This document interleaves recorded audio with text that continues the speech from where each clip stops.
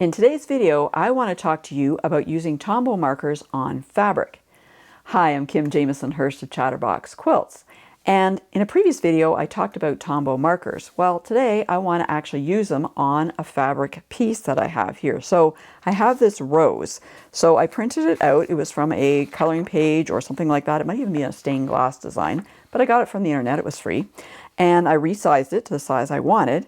And then I used my light box and I put my fabric on top of the pattern and traced it with a Sharpie marker. I'm always looking to see what it says. The Ultra Fine Point Sharpie marker. If you're wondering about getting one of these, check up above or in the description below because I'll put a link to it. I use these a lot in my quilting and other projects in my studio. So I've got it on here, there we go. And it's all drawn on here. And I put the edges as well of the design just so I'd know where that stopped, because otherwise it looks kind of weird that the leaf is just going off to nowhere sort of thing. Okay, so what I wanted to do is I wanted to paint this or color this with these Tombow markers. So I wanted to have a few different colors in here, of course. So I went with the purple ones because there are some purple markers in here. There's 3 of them. So what I decided to do was to use the lighter color around the outside of the rose, getting a little bit darker, darker, and then the center here, I'm actually going to use, and I guess I will color them, I'm going to use some yellow, all right? In the future, there's different things I can do with this design, but right now I am just coloring it. I'm also going to need some green as well here to do the leaves and the stem that are in this area.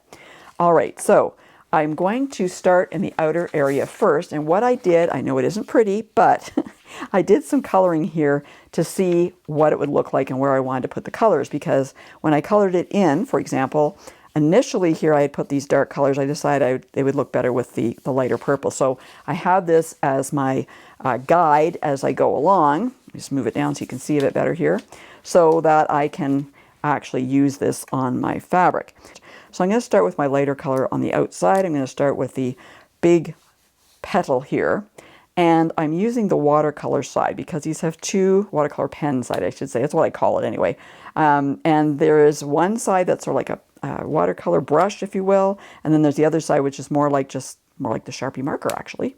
So it's better for, you know, when you want to have, when you're doing words or precise little shapes, that type of thing. But I want something that's softer and more blendable. So I'm going to use this to color in. All right, so I'm staying sort of within my lines. If I go over a little bit, no big deal. It doesn't have to be super rigid. I'm going to do some other things later on once I've colored it. So, but we're just going to go along here. And you can see how easily this blends in.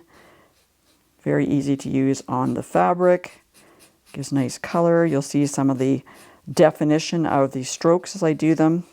I'm not super concerned by how this looks myself.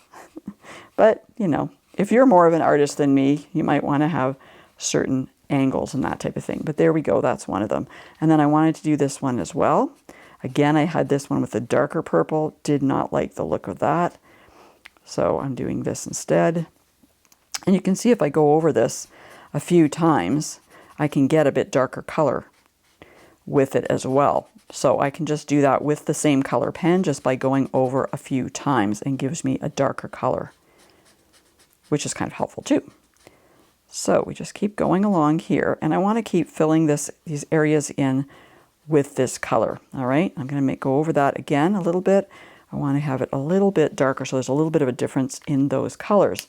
So I would continue going around with this on the outer edges before I move inwards. All right, so let me look and see here where I wanted to go inwards here. So let's say I'm going to start with this color in here. All right. So the first round, if you will, of this color, I am just going to do roughly 1 stroke over it. I may be overlapping slightly, but I'm not going back and forth like I did on this particular one. I'll save that for as I get closer to the center. So I'm just doing this, all right? So I'm going to continue with that in some of the other sections as well. I'd be doing that over here as well as we get closer to the center.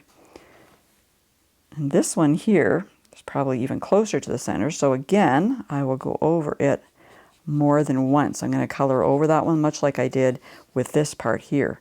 So I'm just going to go over that again and make it a little darker, because my intention is to get darker as I get towards the center of the rose. All right, something like that. Okay, so you can see the difference between here and here. So this is working pretty well. So I would continue doing the rest of those areas. And then when I get really close to the center, not the very, very center, but closer to the center, I'm going to switch to this really dark purplish kind of color. It's almost like a gray purple, really. It's pretty dark, right? But again, that gives me the differences, the difference, I should say, that I need when I am differentiating between that bright purple and that color. All right, and I'm going to go across with this as well.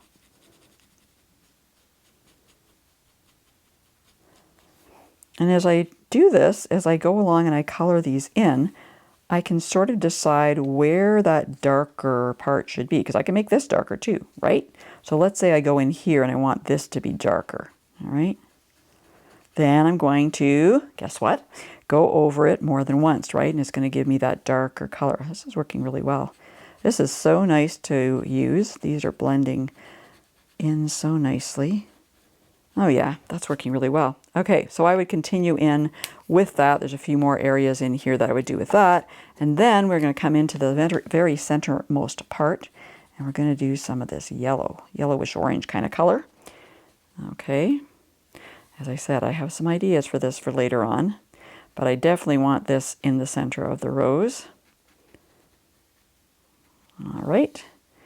And this little guy here, I think that would be all I would do there. So I need to color in the rest. Oh, I almost forgot the leaves. Leaves and stem, right? So what I'm going to do is I'm going to do this stem here, and I want it to be a little darker, I think, than the leaves. So I'm going to go over it like I did with the other colors a couple of times, or a little bit more, right? So that it's going to be a little bit darker green. Okay, let's move that out of the way a bit. So let's color in a bit of this leaf here and see how this looks. Now, I'm going this direction. I could go in this direction as well, but I'm trying to only do this about once. Okay. So you can play around with this. Directions make a difference. How long your strokes are make a difference. How much you go over it. But you can see, again, the difference there. I'm liking that. Let's see if I went like this. Let's say I want to kind of mirror that little line I've drawn, that curved line that I've drawn with the Sharpie. So you get an idea of what that looks like. So it's different going this direction than up and down, right? Well, of course it is. It's a different direction, right? Okay. So you can see I can continue doing that. Maybe I go back to that other direction for here. A little bit in there. Just fill in a few little gaps here and there. All right, so something like that. So I'm going to continue doing this. I'm going to continue filling in the rest of the rows, and then I will show you what it looks like when I've colored it all in. So I've got it all colored in now. So here's my rose. Looks pretty good, I think. Okay. There was some extra things that I was adding to it that I wanted to mention as well. So on the other side of these pens, there is this harder point, if you will, more like a marker. And you could go in and add, as I've done here, some additional little details if you want.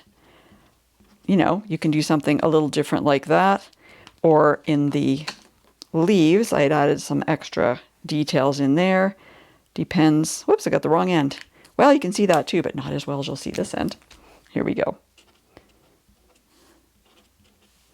You know, just little details if you want, like that. So just something extra that you could add. You could even take, in this case where I have the 3 different colors, you could even take the darker color and put that on the lighter if you wanted to, you know, and go darker here, the darkest one. Well, you won't be able to see those details on it, so there's no point in doing that.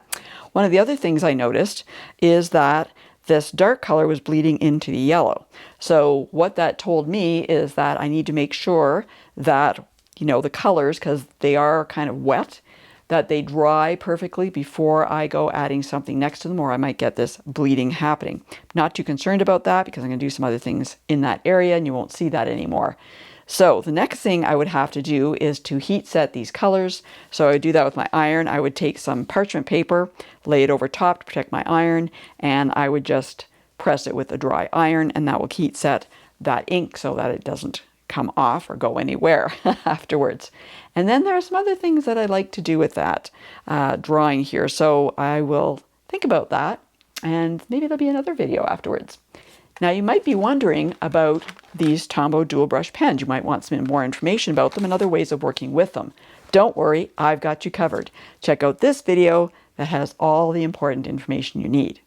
And for more helpful quilting information, be sure to go to my website at www.chatterboxquilts.com.